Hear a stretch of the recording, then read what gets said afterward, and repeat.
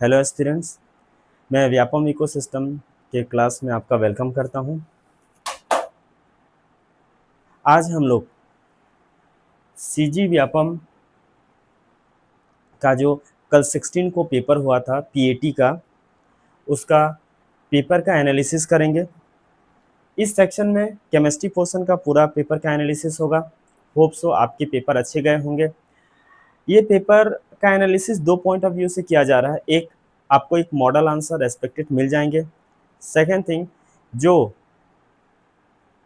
इस पेपर को जैसे इन फ्यूचर एग्ज़ाम देना चाहते हैं तो उसको वो इस पेपर को ये कंसीडर कर लें कि सीजीपीएटी में जो केमिस्ट्री वाले पोर्शन है उसमें किस टाइप से क्वेश्चन आते हैं, ताकि उनके प्रिपरेशन में ये हेल्प हो। किस मैं आपसे काइंडली रिक्वेस्ट करता हूँ कि आप हमारे चैनल को सब्सक्राइब कर लीजिए। मैं इस सेशन में 2025 में पीएटी, पीटी, पीपीएसटी के जो एडमिशन प्रोसीजर के लिए जो काउंसलिंग वगैरह जो होता है ना, उससे रिलेटेड वीडियो अपलोड करूँगा, तो आपको नोटिफिकेशन मिलते जाएंगे जो आपके एडमिशन में हेल्प करेगा। ठीक है, तो ज़्यादा टाइम वेस्ट ना करते हुए हम पेपर का एनालिसिस स्टार्ट करते हैं। आज जो मेरे पास पेपर है ये सेट डी है, ठीक है, और उसमें जो केमिस्ट्री है वो स्टार्ट हो रहा है क्वेश्चन नंबर 51 से। ठीक है, तो आप लोग जो भी आंसर किए होंगे, और मैंने यहाँ पे आंसर डिटेल नोट किए हुए हैं, आप मैच करते हुए चलेंगे। ठीक है, क्या आपका करेक्ट होता है नहीं होता है जो भी है। ठीक है, एक आपको आइडिया मिल जाएगा कि आपके कितने क्वेश्चंस करेक्ट हो रहे हैं। ठीक है, तो आपको स्क्रीन पे क्वेश्चन पेपर भी डिस्प्ले हो रहा होगा, आप देखते चलिए। क्वेश्चन नंबर 51 है, which of the following statement are correct about the Nernst equation. Nernst equation से रिलेटेड जो है कौन सा ऑप्शन करेक्ट है, ऐसा करके पूछा हुआ है। ठीक है, तो पहले देखो यहाँ पे नस्ट इक्वेशन मैंने नोट कर दिया है ना। नस्ट इक्वेशन क्या होता है, E cell equal to E naught cell minus 2.303 RT upon NF, और concentration of zinc upon concentration of copper. यहाँ पे देखो एक चीज हमारा यहाँ पे log 10 आएगा। क्या आ जाएगा, log 10 आएगा। ठीक है, ये इक्वेशन है नस्ट इक्वेशन। ठीक है, देखो यहाँ पे जो ई सेल है वो cell potential under non standard condition, ये सेल पोटेंशियल है नॉन स्टैंडर्ड कंडीशन में, ये सेल पोटेंशियल है E naught cell standard condition में। आर जो है हमारा गैस कांस्टेंट है, टी जो है जनरली रूम टेम्परेचर हम लोग कंसिडर करते हैं यहाँ पे, और एफ जो है फैराडे कांस्टेंट है। ठीक है, देखिए ये क्वेश्चंस आप बनाए होंगे तो थोड़ा सा ध्यान देके बनाए होंगे, क्योंकि ऐसा ऑप्शन भी दिया, आपके आंसर मिस्टेक भी हो सकते थे। देखो है ना, नस्ट इक्वेशन, जब नस्ट ने ये क्वेश्चन डिजाइन किया उसी समय उसने बोला था कि आप यूनिटी कॉन्सेंट्रेशन वाले के लिए ये जो है इक्वेशन अप्लाई नहीं करेंगे। तो Nernst equation is not applicable for unity और 1 मोलर कॉन्सेंट्रेशन, क्योंकि नस्ट इक्वेशन जो है लेस देन 1 मोलर इक्वेशन के लिए, लेस देन 1 मोलर जो है कॉन्सेंट्रेशन वाले सॉल्यूशन के लिए एप्लीकेबल होता है। ठीक है, तो यूनिटी के लिए एप्लीकेबल नहीं होगा। और एक चीज, ई सेल, ये जो सेल पोटेंशियल इंक्रीज होगा, ये वाला जो सेल पोटेंशियल इंक्रीज होगा कब होगा, जब Cu का कॉन्सेंट्रेशन इंक्रीज होगा। और सेल पोटेंशियल ये क्या होगा, डिक्रीज होगा जब जिंक का कॉन्सेंट्रेशन क्या होगा, इंक्रीज होगा। ये आपको जानना है। ठीक है, तो हम लोग ऑप्शन देखते चलते हैं। ऑप्शन क्या बोल रहा है, ऑप्शन जो ए है ना, यहाँ पे ये बोल रहा है the Nernst equation relate the electrode potential to standard electrode potential and concentration of species. बिल्कुल सही। देखो ये नस्ट इक्वेशन जो है इसको रिलेट कर रहा है, इसको रिलेट कर रहा है, और कॉन्सेंट्रेशन को रिलेट कर रहा है, तो ए वाला करेक्ट है। सेकेंड थिंग देखो, Nernst equation is valid only at 298 kelvin and for 1 molar concentration. देखो 298 बोला वो सही है, लेकिन जो 1 मोलर बोला है वो एप्लीकेबल नहीं है, तो बी वाला ऑप्शन क्या हमारा इनकरेक्ट है। अब सी देखते हैं, Nernst equation can be used to calculate self potential under non standard condition. बिल्कुल सही है, क्योंकि ये नस्ट इक्वेशन जो है ये नॉन स्टैंडर्ड कंडीशन के लिए एप्लीकेबल है। सी करेक्ट है। डी देखो, according to Nernst equation increasing the concentration of reactant increase the electrode potential of a reduction half cell. ठीक है, तो ये भी सही है। ठीक है, आगे देखते हैं ई क्या बोल रहा है, Nernst equation include temperature, gas temperature को इंक्लूड कर रहा है, गैस कांस्टेंट को इंक्रीज कर रहा है, इंक्लूड कर रहा है, और फैराडे बोलना ये चाहता है कि नस्ट इक्वेशन में ये सब चीज रहते हैं, बिल्कुल है, लेकिन लास्ट में उसने एक पॉइंट बोला है, देखिए कांस्टेंट एज वेरिएबल, जबकि यहाँ पे गैस कांस्टेंट, टेम्परेचर और फैराडे कांस्टेंट इनकी वैल्यू चेंज नहीं होती, और वेरिएबल मतलब ऐसे क्वांटिटीज जिसकी वैल्यू चेंज होती है, तो ये भी इनकरेक्ट हो गया। तो अगर हम लोग देखें कि इन सब को मैच करते हुए कौन सा आंसर करेक्ट होगा, तो आप लोग देख लेना, इस सब को मैच करने के बाद आपको एक आंसर मिल रहा है ए। ये हमारा यहाँ पे 51 का ए करेक्ट है। क्लियर है? चलिए आगे देखते हैं हम लोग क्वेश्चन नंबर 52। ठीक है, क्वेश्चन नंबर 52। क्वेश्चन नंबर 52 में देखो, क्वेश्चन नंबर 52 में ये बोला गया है which of the following is an amphoteric substance.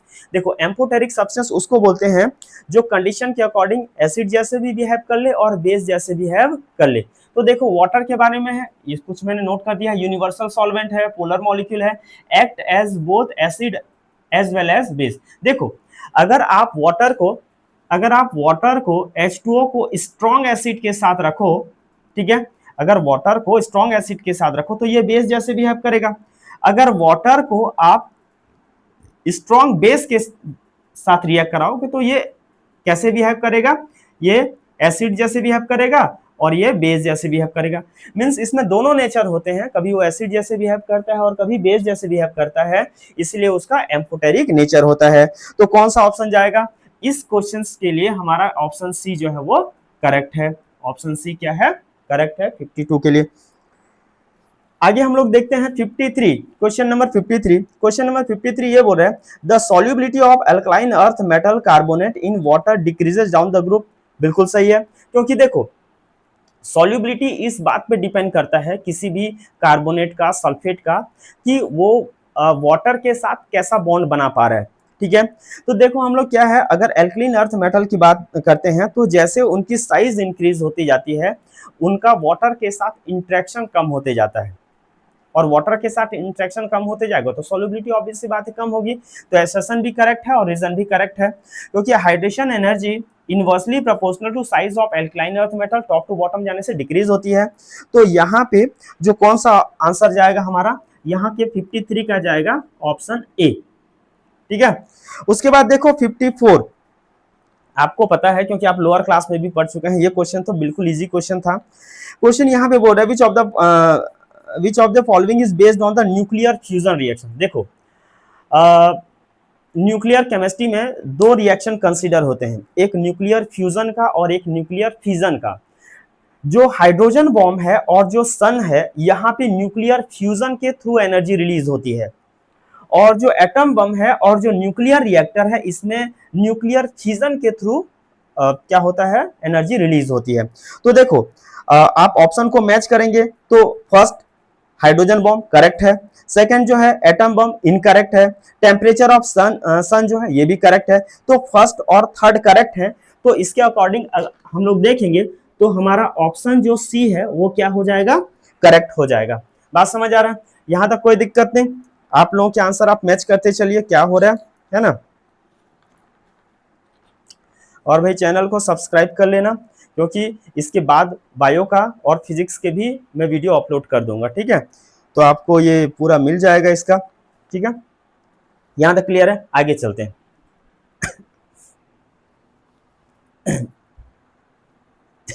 देखिए अब 55 के क्वेश्चंस आप देखेंगे, 55 के जो है क्वेश्चन वगैरह अपने को सॉल्व करना है, 55, 56 और 57 का। देखो 55 में क्या बोल रहा है, डी एक्स वाई। आपको पता है जो डी सब सेल है उसमें 5 ऑर्बिटल्स होते हैं, d x y, d y z, d z x, d x two y two और डी जेड टू, ऐसा करके रहता है ना। तो स्टार्टिंग के जो 4 हैं उनमें स्ट्रक्चर वाइज थोड़ा सा सिमिलरिटी होता है ना।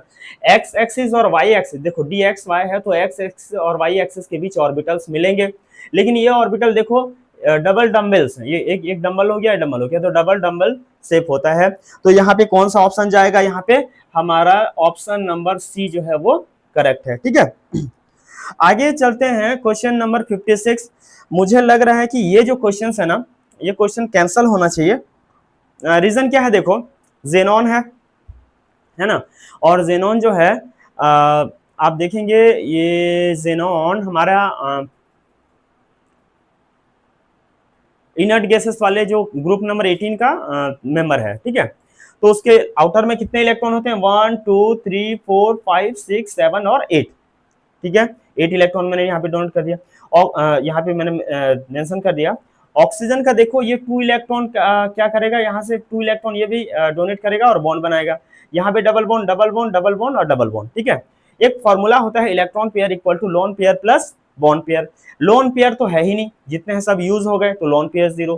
बॉन्ड पेयर 4 हो गए, 1 2 3 और 4, टोटल कितना हो गया 4। टोटल क्या हो गया 4। तो 4 को 1 और 3 में डिवाइड करते हैं, ये हाइब्रिडाइजेशन फाइंड आउट करने का एक शॉर्ट फॉर्मूला है। तो 1 जो है एस को डोनेट यहाँ पे प्रोवाइड करेंगे और 3 जो है पी को, तो sp3 आएगा। और आपको पता है sp3 जो है उसका sp3 जो है उसका हाइब्रिडाइजेशन क्या होता है, टेट्राहेड्रल होता है, जो कि किसी भी ऑप्शन में नहीं दिया है, ठीक है। तो इसमें थोड़ा सा डाउट है, ये क्वेश्चन कैंसिल होना चाहिए। अब क्वेश्चन नंबर 57, ये क्वेश्चन नंबर 57 थोड़ा सा हम लोग समझ सकते हैं, टफ क्वेश्चन की कैटेगरी में आएगा। देखो क्वेश्चन नंबर 57 क्या बोल रहा है, the end point of a titration where an indicator change colour, बिल्कुल सही, ठीक है। जो इंडिकेटर है कलर चेंज करता है। And the equivalence point where the reaction theoretically complete, हाँ बिल्कुल। देखो जो इक्विवेलेंस पॉइंट है ना, यहाँ पे आप बोल सकते हैं कि आपका रिएक्शन थ्योरेटिकली क्या हो गया है, कंप्लीट हो गया है, लेकिन कंप्लीट रिएक्शंस नहीं हुआ थ्योरेटिकली, आप थ्योरेटिकली, लेकिन वो प्रैक्टिकली कंप्लीट हुआ नहीं रहता, वो है। तो देखो यहाँ पे क्या क्या बोला है, the end point of a titration is different from the equivalent point, हाँ सही है, ठीक है। अगर यहाँ पे the indicators colour change often occur after the equivalence point has been reached, देखो देखो होता क्या पता है कि यहाँ पे मैंने कुछ पॉइंट नोट किए हैं, कलर चेंज होता है एंड पॉइंट पे, ठीक है। रीजन जो है पीएच चेंज हो रहा है। फिर अकर आफ्टर द इक्विवेलेंस पॉइंट, ये इक्विवेलेंस जो पॉइंट है उसके बाद मिलता है। एंड पॉइंट जो है complete the reaction, and point जब आएगा तो हम लोगों को समझना है कि हमारा रिएक्शन जो है वो प्रैक्टिकली कंप्लीट हो गया है। देखो बिफोर कलर चेंज, देखो मतलब ये क्या है, एंड पॉइंट के बाद पहले मिलेगा, तो कलर चेंज के पहले मिल जाएगा ये। टाइट्रेशन थियोरेटिकली कंप्लीट समझते हैं, लेकिन प्रैक्टिकली कंप्लीट हुआ नहीं रहता है। बिफोर एंड पॉइंट मिलता है, equivalence point are not the complete of the reaction, ठीक है। तो यहाँ पे जो है ऑप्शन मेरे अकॉर्डिंग यहाँ पे ऑप्शन ए जो है वहां पे आना चाहिए, क्योंकि दोनों करेक्ट है। बात समझ आ रहा है। तो हमारा क्वेश्चन नंबर 51 से 57 तक हो गया। आगे हम लोग क्वेश्चंस को देखते हैं, ठीक है।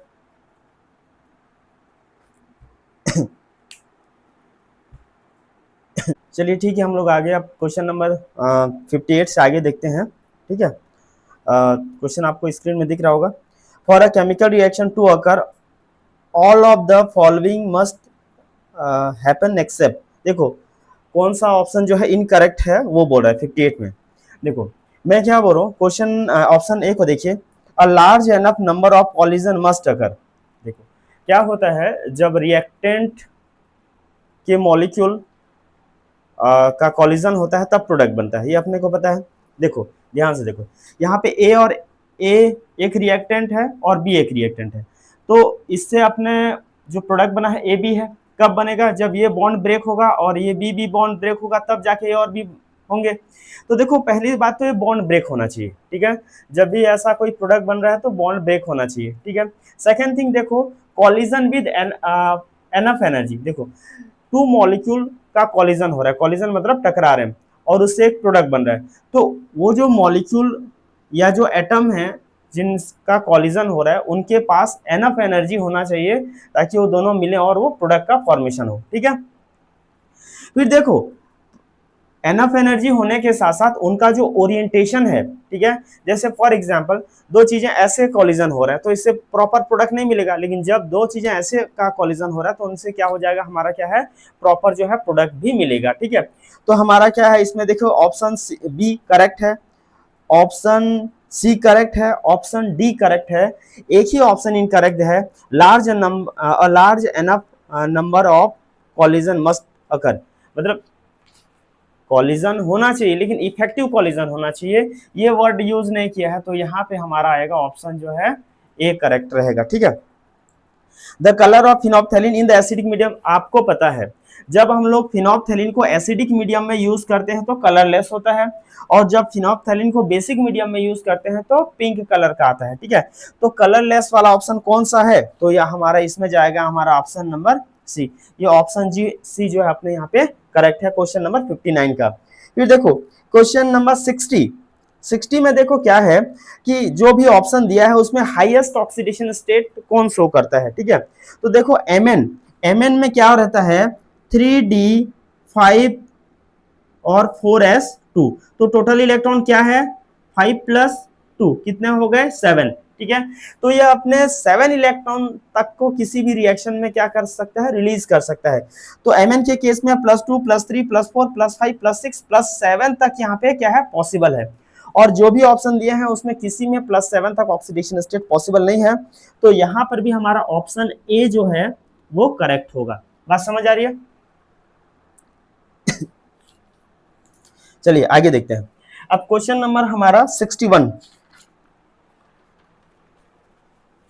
क्वेश्चन नंबर 61 में देखो विच of the following statement about allotropes of phosphorus is not correct. देखो फास्फोरस, जैसे कार्बन के भी आपको एलोट्रॉप्स पता है, एलोट्रॉप्स जो है कार्बन का ग्रेफाइट हो गया, डायमंड हो गया, वैसे फास्फोरस के भी डिफरेंट फॉर्म्स होते हैं। ठीक है, यहाँ पे क्वेश्चन जो है देखो व्हाइट फास्फोरस और रेड फास्फोरस की बात की गई है। ठीक है, देखो व्हाइट फास्फोरस क्या होता है, ये जो क्वेश्चंस है इसके पूरे पॉइंट्स आपको एनसीईआरटी में पी ब्लॉक वाले में ओल्ड एनसीईआरटी में मिल जाएगा। ठीक है, वो एज इट इज सब पॉइंट दिया हुआ है। ठीक है, तो व्हाइट फास्फोरस जो है ट्रांसल्यूसेंट व्हाइट वैक्सी सॉलिड होता है ना, ग्लो इन डार्क, डार्क में थोड़ा सा ग्लो होता है, इसमें शाइनिंग आती है ऐसा करके। लेस स्टेबल, देखो जो चीज लेस स्टेबल होगा वो क्या मोर रिएक्टिव होगा, है ना, और वही देखो यहाँ पे मोर स्टेबल है और लेस रिएक्टिव है। ठीक है, ये मैं रेड फास्फोरस की बात कर रहा हूँ, पॉलीमॉर्फिक है, आयरन ग्रे, लस्टर सब चीज है, लेकिन देखो आप यहाँ पे ऑप्शन डी को देखो, red phosphorus is more reactive, जबकि रेड फास्फोरस जो है लेस रिएक्टिव है, मोर स्टेबल है, तो red phosphorus is more reactive than white phosphorus. इसी के चलते यहाँ पे ऑप्शन जो है डी आएगा। यहाँ पे पूछा क्या था कि कौन सा करेक्ट नहीं है, तो यही करेक्ट नहीं है, यहाँ पे लेस स्टेबल आना चाहिए था, सॉरी लेस स्टेबल नहीं, लेस रिएक्टिव आना चाहिए था, जो यहाँ पे क्या है मोर रिएक्टिव बोल दिया है। बात समझ आ रहा है, तो इसलिए यहाँ पे 61 का डी ऑप्शन आएगा। 62 का देखिए, 62 का मैं आपको बताऊं, ब्यूटेन तो इनसे ज्यादा रिएक्टिव है क्योंकि एक ही ऑप्शन यहाँ पे लग रहा है ना, जहां पे DCBA है। देखो आपको एल्कीन, एल्काइन और एल्केन तीनों में अगर एसिडिक स्ट्रेंथ की बात करें तो जो ट्रिपल बॉन्ड वाला है, ये जो आइन है ये ऑलवेज ज्यादा एसिडिक होता है देन कंपेयर टू इन, और फिर ये एन आएगा। ठीक है, तो यहाँ पे CBA, ठीक है, CBA ऑप्शन एक ही ऑप्शन में दिख रहा है, कहाँ पे है ऑप्शन सी में। उसके बाद देखो उसके बाद डी है। ठीक है, तो अल्कोहल की रिएक्टिविटी ज्यादा होगी, तो यहाँ पे हमारा ऑप्शन सी जो है एक ही तो ऑप्शन सुटेबल लग रहा है अपने को। यहाँ पे देखिए ये और ये, तो ऑप्शन सी हमारा करेक्ट रहेगा। ठीक है, उसके बाद देखो क्वेश्चन नंबर 63, क्वेश्चन नंबर 63 में कौन सा कलर्ड होगा। ठीक है, which of the following titration metal ion is coloured in aqueous solution. देखो मैं यहाँ पे बता दूं आपको, अगर ये आपने कोऑर्डिनेशन केमिस्ट्री अच्छे से पढ़ा होगा तो ऑब्वियस बात आपको ये पता होगा क्वेश्चन। ठीक है, कलर्ड वही होते हैं जिनमें अनपेयर्ड इलेक्ट्रॉन होता है, सीधी बात, कलर्ड वही स्पीसीज होंगे जो अनपेयर्ड इलेक्ट्रॉन होगा। और अनपेयर्ड इलेक्ट्रॉन देखते हैं, टाइटेनियम में क्या है 4+ है, तो टाइटेनियम का देखो, टाइटेनियम का इलेक्ट्रॉनिक कॉन्फ़िगरेशन क्या होता है, टाइटेनियम का 4s2 और 3d2, अगर यहाँ पे 4+ है तो 4 इलेक्ट्रॉन रिलीज हो गया, तो अनपेयर्ड इलेक्ट्रॉन क्या हो गया 0 आ गया, है ना। कॉपर में 2+, कॉपर का इलेक्ट्रॉनिक कॉन्फ़िगरेशन क्या होता है 3d10 4s1, तो 4s से 1 इलेक्ट्रॉन और यहाँ से 10 से 1 इलेक्ट्रॉन, तो ये 9 हो गया। अनपेयर्ड इलेक्ट्रॉन कितने हैं 1 है। जिंक 2+ में देखो, जिंक में क्या होता है 3d10 और 4s2 होता है, 2 इलेक्ट्रॉन यहाँ से रिलीज होगा, तो ये 3d10 हुआ, अनपेयर्ड इलेक्ट्रॉन 0। वैसे ही स्कैंडियम में क्या है 3d1 4s2 रहता है, तो ये इसके पूरे 3 इलेक्ट्रॉन रिलीज हो गए तो अनपेयर इलेक्ट्रॉन क्या हो गया, 0 आ गया। तो यहाँ पे एक ही ऑप्शन जो है कॉपर वाला आता है।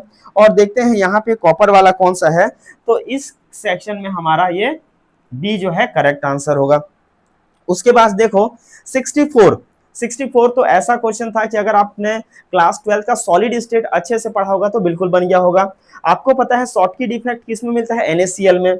इंप्यूरिटीज वाला जो है क्या होता है, SrCl2 है ना, स्ट्रोंशियम क्लोराइड को NaCl से मिलाते हैं तो जो हमारा जो इंप्यूरिटी आता है डिफेक्ट वो इंप्यूरिटीज वाले में काउंट होता है।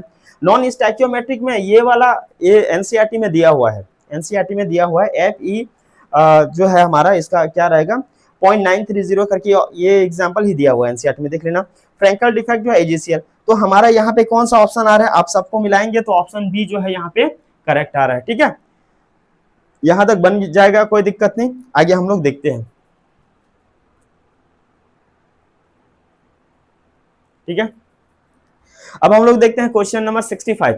क्वेश्चन नंबर 65 में याद रखना एडेनिन और ग्वानिन, एडेनिन और ग्वानिन जो रहता है ना उसमें 2 रिंग रहता है, 2 रिंग रहते हैं। ठीक है, ऐसा करके 6 मेंबर रिंग और एक 5 मेंबर रिंग रहता है ऐसा करके। तो एडेनिन और ग्वानिन दोनों में रहता है, इसको 2 रिंग करके याद रखना। और CTU याद रखना है ना, साइटोसिन, थायमिन और यूरेसिल इसमें 1 रिंग रहता है। क्वेश्चन में पूछ रहा है ऐसे कौन से ऑप्शन है जिसमें 2 रिंग होगा, तो ग्वानिन और एडेनिन, तो यहाँ पे हमारा ऑप्शन जो है ए जो है वो करेक्ट है। किसमें, 65 में। 66 को देखते हैं हम लोग। ठीक है, 66 को देखते हैं तो 66 में देखो क्या बोल रहा है, एल्डोल कंडेंसेशन करके है ना। आपने एल्डिहाइड कीटोन पढ़ा होगा तो ऑब्वियस सी बात है एल्डोल कंडेंसेशन पढ़ा होगा। एल्डोल कंडेंसेशन कौन देते हैं, कार्बोनिल कंपाउंड देते हैं। कार्बोनिल कंपाउंड में स्पेशली जो कीटोन और एल्डिहाइड हैं वही एल्डोल कंडेंसेशन रिएक्शन देते हैं जिनके पास अल्फा हाइड्रोजन हो। अल्फा हाइड्रोजन कैसे पहचानते हैं, जहां CHO ग्रुप होगा, ठीक है, या कीटोन होगा, उसके बाद में जो कार्बन होगा उससे हाइड्रोजन अटैच हो तो उसे हम लोग क्या बोलते हैं, अल्फा हाइड्रोजन बोलते हैं। तो देखो ये फर्स्ट ऑप्शन वाले में अल्फा हाइड्रोजन प्रेजेंट है, सेकंड ऑप्शन में अल्फा हाइड्रोजन प्रेजेंट नहीं है, थर्ड में अल्फा हाइड्रोजन प्रेजेंट है और फोर्थ में अल्फा हाइड्रोजन प्रेजेंट नहीं है। तो ऐसा ऑप्शन जिसमें फर्स्ट और थर्ड हो कौन सा है, हमारा ऑप्शन नंबर डी। कौन सा है, क्वेश्चन नंबर 66 सेट डी का मैं बता रहा हूं आंसर। ठीक है, आप देखते चाहिए। उसके बाद क्वेश्चन नंबर 67 देखो, क्वेश्चन नंबर 67 ये क्वेश्चन जो है आप मॉडरेट या हार्ड लेवल में ले सकते हैं, वैसे कोई दिक्कत नहीं है। ये देखो यहाँ पे ये जो है हमारा साइक्लोपेंटाडाइनाइल है, ठीक है ना। ये जो पेयर है देखो है ना, ये सोडियम इथॉक्साइड है और इथाइल अल्कोहल है। ये पेयर क्या करेगा, इस वाले कार्बन से हाइड्रोजन अब्स्ट्रैक्ट करेगा। क्या करेगा, हाइड्रोजन अब्स्ट्रैक्ट करेगा। तो ये नेगेटिव चार्ज होगा, नेगेटिव चार्ज होने के चलते ये वाला सेंटर जो है यहाँ पे अटैक करेगा। ठीक है, ये सॉफ्ट सेंटर यहाँ पे अटैक करेगा। आप सीधा समझना, ये वाले रिंग को इस वाले कार्बन से अटैच करोगे तो ये बन जाएगा, देखो CH3 कार्बन, और देखो ये जो है यहाँ पे ऐसा शिफ्ट होगा OH बन जाएगा। फिर देखो यहाँ पे ना क्या है, हीट कर रहे हैं तो यहाँ पे H और OH वाटर मॉलिक्यूल रिलीज हो जाएगा, यहाँ पे जो है वाटर मॉलिक्यूल रिलीज हो जाएगा। तो ये वाला जो है आपका आंसर आएगा, ये वाला आंसर है अपना ए। ठीक है, 67 में आंसर आपका ए करेक्ट होगा। ठीक है, 68 तो बन जाना चाहिए क्योंकि एक क्वेश्चन आपने पी ब्लॉक में पढ़ा होगा कि जो H2S है वो गैसियस होता है लेकिन H2O जो है लिक्विड स्टेट में होता है। तो आप उसका आंसर नोट करते हैं कि H2O लिक्विड स्टेट में है क्योंकि वहां पे हाइड्रोजन बॉन्ड प्रेजेंट है करके। तो कौन सा ऑप्शन जाएगा, ये हमारा ऑप्शन ए जो है वो करेक्ट होगा। किसमें, 68 में। चलो ठीक है, आगे फिर देखते हैं। ये हमारा क्वेश्चन नंबर 69 है। ठीक है, इसमें देखो क्वेश्चन नंबर 69 आपको स्क्रीन में दिख रहा होगा। क्वेश्चन ये है, for the below assertions and reason choose the correct alternative. देखो क्या है, आपको पता है ये क्लास 12 के काइनेटिक चैप्टर का क्वेश्चन है। ठीक है, फर्स्ट ऑर्डर रिएक्शन के क्या होता है, first order equal to ln 2 के, फिर ln 2 को अगर हम लोग log 10 में चेंज करेंगे तो 2.303 log 10 आ गया ये। ठीक है, ये log 10 है और 2, तो यहाँ पे देखो 2.303 और log 2 की वैल्यू होती है 0.3010, दोनों को इंटू करेंगे तो ये आ गया। अब इस इक्वेशन को देखने से ये लग रहा है कि यहाँ पे देखो ए जो है, ये सॉरी टी हाफ जो है वो के पे डिपेंडेंट है। इनिशियल कॉन्सेंट्रेशन यहाँ पे आया ही नहीं है। ठीक है, तो देखो यहाँ पे क्या बोल रहा है कि हाफ लाइफ पीरियड, ये वाला half life period of a chemical reaction of first order is independent of initial concentration, बिल्कुल सही, असर्शन जो है वो करेक्ट है। फिर देखो यहाँ पे देखा half life period of a first order reaction is T half, ये जो टी हाफ है वो ln 2 ये वाला इक्वेशन दिया है, यहाँ पर भी कॉन्सेंट्रेशन कहीं पे मेंशन नहीं हुआ है, तो यहाँ पे असर्शन भी करेक्ट है और रीजन भी करेक्ट है, तो यहाँ पे हमारा क्या होगा और करेक्ट एक्सप्लेनेशन भी है, तो यहाँ पे ऑप्शन ए जो है करेक्ट होगा।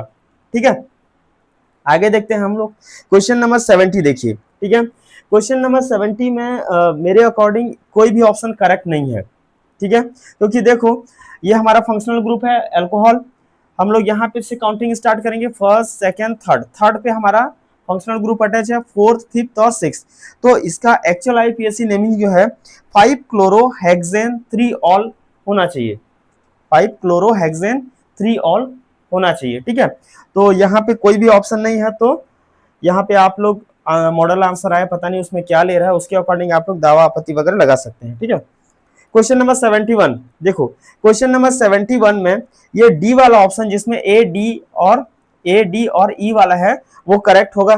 ठीक है, रीजन देखो क्या दिया है, फर्स्ट ऑप्शन आप देखिए उसमें ए में micelle are form by only micelle are form only above a certain concentration called CMC, ये करेक्ट है। उसके बाद देखो डी को देखो, micelle formation is an example of self assembly in colloidal solution, ये भी करेक्ट है। और जो ई है उसमें देखो soap molecule form micelles because they contain both hydrophobic and hydrophilic, ये भी ठीक है। तो एक ही ऑप्शन में ये सब चीजें लग रहा है, वो है 71 का डी। ठीक है, आगे हम लोग देखते हैं 72 72 में देखो ये क्वेश्चन तो बहुत इजी था, ये हमारा न्यूक्लियर केमिस्ट्री वाला जो चैप्टर है ना केमिकल काइनेटिक के अंदर, उसके अंदर है। पेनिट्रेशन पावर जो है गामा का मैक्सिमम होता है, देन बीटा, देन अल्फा, और ऐसा कौन सा ऑप्शन है जिसमें हमारा सी है, बी है और ए है, इसमें ए ऑप्शन जो है करेक्ट है। ये बड़ा इजी क्वेश्चन था। उसके बाद देखो क्वेश्चन नंबर 73, क्वेश्चन नंबर 73 में ट्रांजिशन एलिमेंट देखो, ट्रांजिशन एलिमेंट में 3D सीरीज होता है, 4D सीरीज होता है, 5D और 6D सीरीज होता है। क्वेश्चन यहाँ पे जो फर्स्ट ट्रांजिशन सीरीज है मतलब 3D सीरीज के बारे में पूछ रहे हैं। ठीक है, 3D सीरीज जो है यहाँ 3D, ये देखो 3D होगा। ठीक है, और D में इलेक्ट्रॉन 1 से 10 होता है और 4s 1 to 2 इलेक्ट्रॉन होता है, तो इसमें कोई सोचने वाली बात नहीं, बहुत इजी क्वेश्चन था, है ना, यहाँ पे ए ऑप्शन आता है। ठीक है, उसके बाद देखो क्वेश्चन नंबर 74 में मैं आपको बता दूं, ये जो क्वेश्चंस हैं ये क्वेश्चंस हमारा कोऑर्डिनेशन केमिस्ट्री क्लास 12th वाले सेक्शन से क्वेश्चन है। ठीक है, आपको पता है कि सेंट्रल मेटल एटम में दो टाइप की वैलेंसी होती है, प्राइमरी वैलेंसी और सेकेंडरी वैलेंसी। यहाँ पे पूरा क्वेश्चन प्राइमरी वैलेंसी से है। देखो प्राइमरी वैलेंसी आयोनाइजेबल है और प्राइमरी वैलेंसी नेगेटिव लिगेंड और न्यूट्रल लिगेंड से सेटिस्फाइड होता है। ठीक है, और ये कोऑर्डिनेशन नंबर को रिप्रेजेंट करता है, इसी को नंबर ऑफ लिगेंड बोल रहे हैं। तो ऑप्शन देखो central metal atom show the primary valency, बिल्कुल सही, जो फर्स्ट वाला है ये वाला ये करेक्ट है। ठीक है, सेकंड वाला देखो प्राइमरी वैलेंसी इज आयोनाइजेबल। ठीक है, सेकंड वाला जो है वो भी करेक्ट है। उसके बाद इट इज डायरेक्शनल, नहीं ये डायरेक्शनल नहीं होता क्योंकि सेकेंडरी वैलेंसी डायरेक्शनल होता है, प्राइमरी वैलेंसी डायरेक्शनल नहीं होता, तो ये थर्ड वाला जो है वो इनकरेक्ट है। ठीक है, उसके बाद देखो number of primary valency equals the number of ligand, हाँ सही, ये भी करेक्ट है। तो ये सब ऑप्शन को देखोगे तो आपका सी वाला ऑप्शन करेक्ट है। ठीक है, आगे चलते हैं, इजी क्वेश्चन था ये। देखो arrange the oxidising activity in increasing order of the following ions. Question ये बोलना चाहता है कि यहां पे इलेक्ट्रॉन रिलीज कौन पहले करेंगे। ठीक है, इलेक्ट्रॉन रिलीज करने की जो टेंडेंसी है वो किसकी ज्यादा होगी। देखो ये हमारा एल्कली मेटल्स है, ये अल्कलीन अर्थ मेटल है। ठीक है ना, इसका 1920, तो इन दोनों में ये ज्यादा करेगा, फिर कैल्शियम आएगा, फिर मैग्नीशियम आएगा, फिर एल्यूमिनियम और यहाँ पे गोल्ड का है। तो ये कौन से ऑप्शन है ऐसा करके, पोटेशियम, कैल्शियम, मैग्नीशियम, एल्यूमिनियम, ये ऑप्शन डी जो है, यहाँ पे हमारा ऑप्शन डी जो है वो करेक्ट होगा।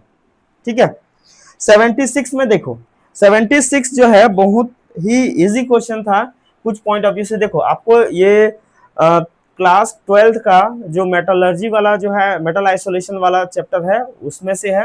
सीजी बोर्ड का, सीबीएसई में तो ये टॉपिक हट चुका है ये वाले चैप्टर से, है ना, और सीजीपीएटी के सिलेबस में था तो उससे क्वेश्चन आ गया है। बॉक्साइट का फॉर्मूला है आपका Al2O3, ठीक है, यहाँ पे देखना Al2O3 और XH2O करके है, ये बॉक्साइट का फॉर्मूला है, ये आपको पता होगा, है ना। फिर हेमेटाइट का फॉर्मूला देखो Fe2O3, हेमेटाइट का फॉर्मूला ये होता है, मैग्नेटाइट का फॉर्मूला यहाँ पे 3 और यहाँ पे 4 होता है, ठीक है, तो ये दोनों आपने मैच कर लिया होगा। फिर देखो ये क्वेश्चंस ना, ठीक है, अगर जिंक ब्लेंड बोलता, देखो ZnS को, है ना, स्फेलेराइड भी बोलते हैं, जिंक ब्लेंड भी, और क्या है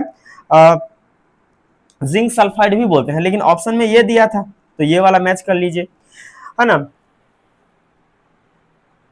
चैल्कोपाइराइट या कॉपर पायराइट का फॉर्मूला ये होता है, तो आप सबको मैच करेंगे, है ना, तो आपको मैच करेंगे तो देखो क्या दिया है, बॉक्साइट का ये A का 3, ठीक है, उसके बाद B का 2 सही है,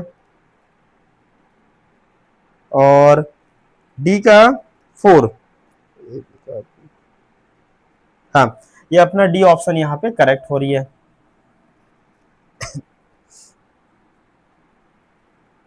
ठीक है, यहाँ पे अपना जो डी ऑप्शन है वो करेक्ट हो रहा है। आगे देखते हैं हम लोग क्वेश्चन नंबर 77, ठीक है, 77 में देखो क्या दिया है, correct order of bond angle in the following compound. देखो ये क्या होता है, लीनियर स्ट्रक्चर होती है, बॉन्ड एंगल 120 और हाइब्रिडाइजेशन sp रहता है, BF3 में 120 रहता है और हाइब्रिडाइजेशन sp2 रहता है, CH4 में sp3 हाइब्रिडाइजेशन होता है और बॉन्ड एंगल होते हैं 109 डिग्री और 28 मिनट। उसके बाद NH3 का सबसे लोएस्ट होगा। ये सबको मैच कराओगे तो आपका ऑप्शन बी जो है वो करेक्ट होगा। ठीक है, आगे बढ़ते हैं। क्वेश्चन नंबर 78, ठीक है, क्वेश्चन नंबर 78 में क्या दिया है, जो लेटाइस एनर्जी है उसके बारे में क्वेश्चन पूछा है, तो एल वाला यहाँ पे करेक्ट होगा, ऑप्शन सी, आप इसको मैच कर लेना। ठीक है, इसमें कुछ नहीं रखा है, अगर आपको पता रहता तो बिल्कुल बन जाता। ठीक है, क्वेश्चन नंबर 79 देखिए, क्वेश्चन नंबर 79 का मैं स्क्रीन में एक इसका सीरीज भी लगा दूंगा, इलेक्ट्रोकेमिकल सीरीज। ये इलेक्ट्रोकेमिकल सीरीज ये कौन से चैप्टर में, देखो ये क्वेश्चंस और ये क्वेश्चंस, दोनों क्वेश्चंस कोऑर्डिनेशन केमिस्ट्री से हैं। ठीक है, कोऑर्डिनेशन केमिस्ट्री से बहुत सारे क्वेश्चंस आए हुए हैं, तो कोऑर्डिनेशन केमिस्ट्री का ये क्वेश्चन है, स्पेक्ट्रोकेमिकल सीरीज। ठीक है, स्पेक्ट्रोकेमिकल सीरीज में बहुत सारे लिगेंड को उनके स्ट्रेंथ के अकॉर्डिंग अरेंज किया गया है। तो यहाँ पे जो भी ऑप्शन दिया था उसमें CN जो है, साइनो जो है ना, जो CN माइनस है ना, वो स्ट्रॉन्ग लिगेंड है। उसके बाद NH3 है, उसके बाद H2 है, और फिर फ्लोरीन है और ये ब्रोमीन है। तो अरेंज करने के बाद ये आएगा। ऐसा कौन सा ऑप्शन है जिसमें A, D, A, B, E, C, D और A, हमारा बी ऑप्शन जो है यहाँ पे करेक्ट है। देखो उसके बाद क्वेश्चन नंबर 80 में आप जाइए। ठीक है, ये क्वेश्चंस का मैं बोलता हूँ कि आपको ये आंसर ही पता होना चाहिए, क्योंकि ये क्वेश्चंस बहुत सारे पीटी बहुत सारे स्टेट बोर्ड वाले जो कॉम्पिटिटिव एग्जाम है सब में पूछा गया। मोलैलिटी ऑफ वाटर, देखो यहाँ पे मोलैलिटी ऑफ वाटर बोला है, वाटर, इसमें सब चीज वाटर है। ठीक है, तो गिवन वेट भी 18 होगा, मॉलिक्यूलर वेट भी 18 होगा, और सॉल्वेंट का भी जो गिवन वेट है वो भी 18 होगा। सब कैंसिल रखोगे आप वैल्यू तो 18 कैंसिल होगा, आंसर आएगा 55.6 रहेगा, है ना। ये बहुत कॉमन क्वेश्चन है। आगे देखते हैं क्वेश्चन नंबर 81। ठीक है, ये क्वेश्चन नंबर 81 जो है ये थर्मोडायनेमिक्स से रिलेटेड है। इसमें देखो आइडेंटिफाई द सिस्टम, आप पहले सिस्टम को आइडेंटिफाई करेंगे और सराउंडिंग को आइडेंटिफाई करेंगे, तो ए हो गया। बी देखो प्लीज, आप फर्स्ट लॉ ऑफ थर्मोडायनेमिक का अप्लाई करोगे, फिर जो यहाँ पे दिया है Q, और जो Q है और W है उसकी वैल्यू को आप लोग क्या करोगे, डिटरमाइन करोगे। लास्ट में जो है आप डेल E की वैल्यू को करोगे, तो यहाँ पे A, B, C और D, ऐसा कौन सा ऑप्शन है जिसमें A, B, C, D ऐसा होगा, तो मेरे अकॉर्डिंग ये ऑप्शन सी जो है यहाँ पे करेक्ट लग रहा है। क्वेश्चन नंबर 82 देखो, क्वेश्चन नंबर 82 क्या है, जो भी ऑप्शन दिया है उसमें सोडियम का मैक्सिमम होगा। देखो सोडियम का एटॉमिक नंबर कितना होता है, 11, 2, 8 और 1। फर्स्ट आयोनाइजेशन एनर्जी में ये इलेक्ट्रॉन जो है रिमूव हो जाएगा, उसके बाद 2, 8 बचेगा। 2 8 के बाद देखो ये स्टेबल कॉन्फ़िगरेशन गेन कर लेगा। इसके बाद यहाँ पे इसका जो इलेक्ट्रॉन है रिमूव करना बड़ा टफ प्रोसीजर है, क्योंकि ये स्टेबल कॉन्फ़िगरेशन गेन कर चुका है। तो IE2 जो है वो मैक्सिमम होगा और हाईएस्ट होगा जितने भी ऑप्शन दिए हुए हैं उसमें, ठीक है। तो यहाँ पे हमारा ऑप्शन ए जो है इस केस में करेक्ट है, ठीक है। क्वेश्चन नंबर 83 को देखते हैं। ये तो बड़ा इजी क्वेश्चन था, सरफेस केमिस्ट्री का क्वेश्चन है। देखो, charge on the colloidal particle is due to, जो कोलॉइडल पार्टिकल है उसमें जो चार्ज है उसके लिए रिस्पॉन्सिबल कौन सी इंसिडेंट है? एडजॉर्प्शन। और एडजॉर्प्शन किसका? जो आयंस हैं, ठीक है, उसको एब्जॉर्ब कर लेते हैं कोलॉइडल पार्टिकल, जिसके चलते उसके सरफेस पे चार्ज आ जाता है। तो कौन सा ऑप्शन आएगा इसमें? इस क्वेश्चन के लिए हमारा सी ऑप्शन जो है वो करेक्ट है। 84 में देखो, सेमीकंडक्टर जो है दो टाइप का रहता है। एक दो टाइप का हम लोग करते हैं डोपिंग के थ्रू, एक एन टाइप का सेमीकंडक्टर और एक पी टाइप का सेमीकंडक्टर।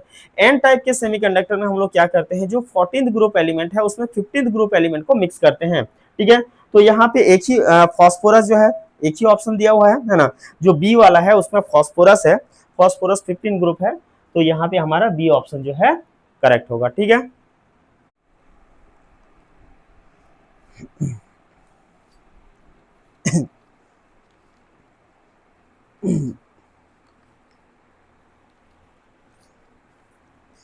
चलिए ठीक है, और कुछ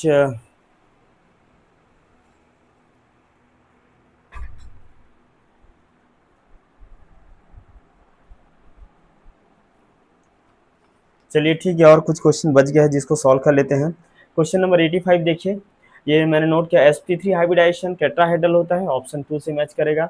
dsp2 स्क्वायर प्लेनर होता है, थर्ड है।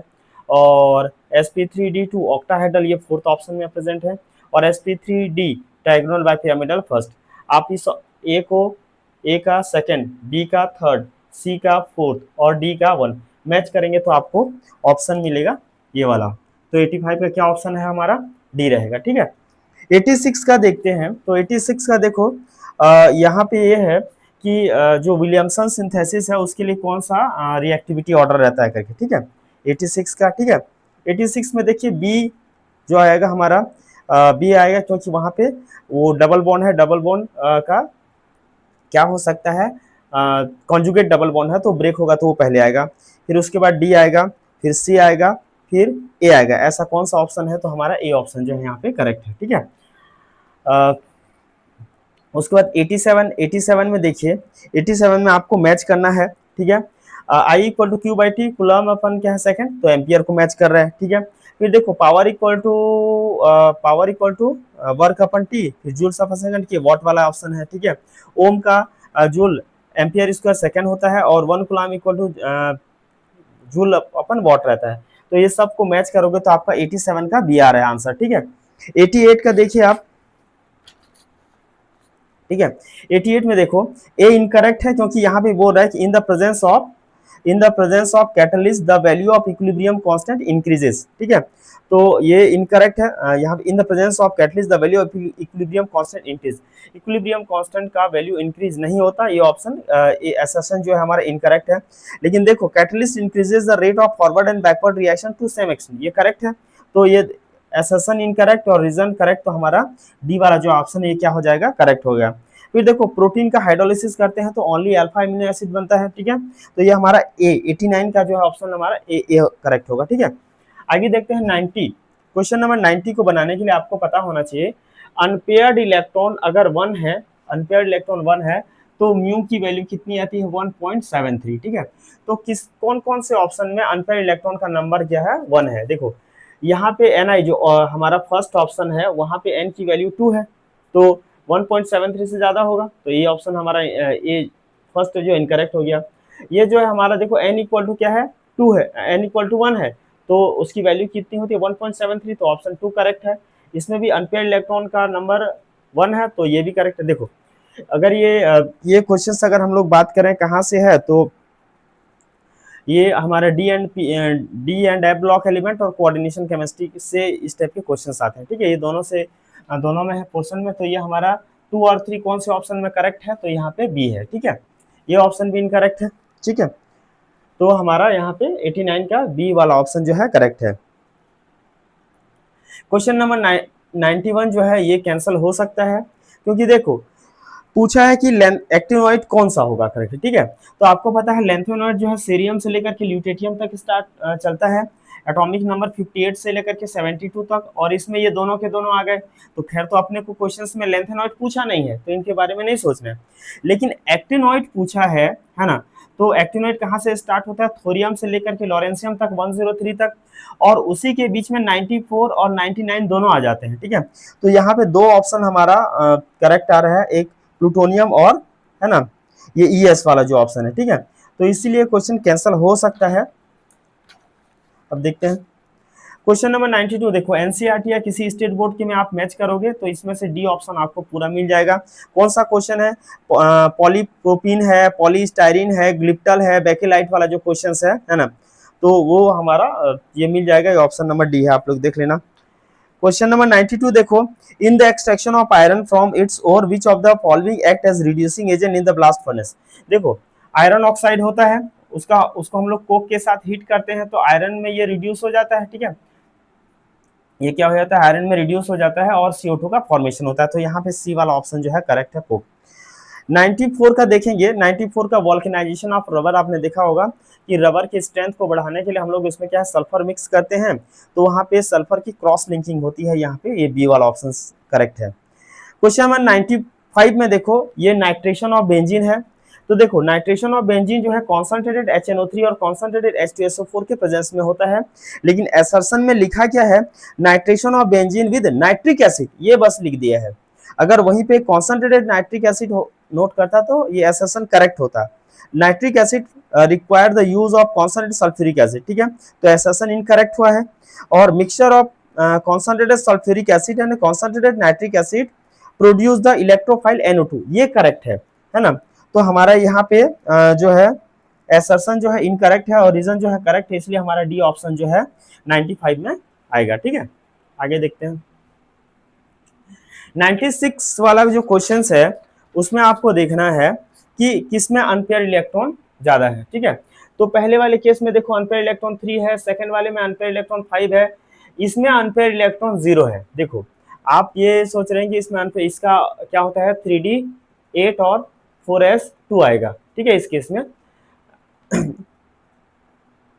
तो होगा क्या पता है, देखो इस केस में क्योंकि यहाँ पे CO जो है कार्बोनिल जो है स्ट्रॉन्ग लिगेंड है, कार्बोनिल क्या है स्ट्रॉन्ग लिगेंड है, और स्ट्रॉन्ग लिगेंड के चलते यहाँ पे ना वो इलेक्ट्रॉन का पेयर अप हो जाएगा, तो अनपेयर इलेक्ट्रॉन यहाँ पे क्या आ जाएगा 0 आएगा, ठीक है। तो इसीलिए सी ऑप्शन जो है लास्ट में रहेगा, फिर ये डी आएगा, फिर ई, ऐसा करते रहेगा।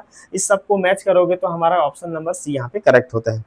97 का देखिए, ठीक है, concentration of solution can be expressed by, तो मोल फ्रैक्शन, पार्ट्स पर मिलियन, नॉर्मेलिटी, मोलैलिटी, सबके सब ऐसा यूनिट है जो कॉन्सेंट्रेशन को डिनोट करता है। तो यहाँ पे 97 का क्या आ जाएगा, डी वाला करेक्ट है। 98 का देखो एनसीईआरटी या स्टेट बोर्ड में आप देखोगे तो ये आपका एक सेक्शन होगा, है ना, ओस्टवॉल प्रोसेस से, ओस्टवॉल जो प्रोसेस है उससे नाइट्रिक एसिड का फॉर्मेशन है। आप मैच करा लेना, पहले बी आएगा, फिर देन ए और सी, डी और ई रहेगा, इसको करेंगे तो हमारा बी ऑप्शन करेक्ट है। 99 का IUPAC नेम है, फिर अपना कोऑर्डिनेशन को, इस बार कोऑर्डिनेशन केमिस्ट्री से बहुत सारे क्वेश्चंस आए हैं PAT में, ठीक है, बहुत सारा। अगर कोई कोऑर्डिनेशन केमिस्ट्री और D&F ब्लॉक का थोड़ा पड़ गया होगा तो 5 से 6 क्वेश्चंस बना लिया होगा, ठीक है। इसमें 99 में देखो IUPAC नेमिंग दिया था, इसमें बी वाला ऑप्शन जो है हमारा करेक्ट है। फिर देखो क्वेश्चन नंबर 10, ठीक है, क्वेश्चन नंबर 10 जो है ये मेटलर्जी वाला प्रोसेस जो है ना, चैप्टर नंबर 6 CG बोर्ड में जो है वहां से आया हुआ है। एनसीईआरटी में तो हट गया है, लेकिन ये PAT एग्जाम के सिलेबस में है इसलिए आया हुआ है। आप उसको मैच करेंगे तो इसमें आपको मिल जाएगा, देखिए B, A, D, C और E, ये वाला ऑप्शन करेक्ट है और ये हमारा ऑप्शन नंबर सी है, ठीक है। चलिए ठीक है, आज हमने केमिस्ट्री का पूरा क्वेश्चंस बनाया है। मैं कोशिश किया हूँ कि इसमें से ऑथेंटिक आंसर बताने की कोशिश करूँगा, करके मैंने क्वेश्चन को बार बार वेरीफाई किया है, उसके बाद ही मैंने आपको बता रहा हूँ, ठीक है। इसके बाद मैं जो बायो वाला सेक्शन है और फिजिक्स वाले सेक्शन है उसको मैं अपलोड कर दूंगा, ठीक है। आपसे रिक्वेस्ट है कि ये सब चीज़ों को थोड़ा सा आप वेरीफाई कीजिए, ठीक है, और अपना एक आंसर बनाइए। और अगर आपका एग्ज़ाम अच्छा गया है, ठीक है, तो इसका मॉडल आंसर कुछ दिनों में आ जाएगा, ठीक है। मॉडल आंसर के अकॉर्डिंग आप फिर मैं एक और वीडियो अपलोड कर दूंगा जिसमें दावा आपत्ति वगैरह लगाना होगा तो आप लोग लगा सकते हैं, ठीक है। Thank you.